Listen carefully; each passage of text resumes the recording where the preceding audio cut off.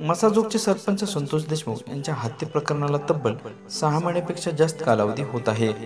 मात्र त्यामधील एक मुख्य आरोपी कृष्णा आंधळे अद्याप फरार आहे। मात्र तो का पोलिसांना सापडत नाही, तसंच तो सातत्याने पोलिसाला का गुंगारा देत आहे असा प्रश्न मात्र आता सर्वसामान्यांना पडला आहे।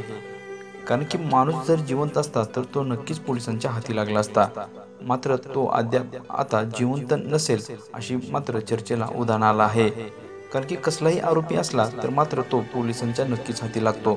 मात्र एवढा कालावधी होऊन तो पोलिसांच्या हाती लागत नाही, म्हणजेच त्याचा मृत्यू झाला की काय असा प्रश्न मात्र आता बीडवासियांना देखील पडला आहे।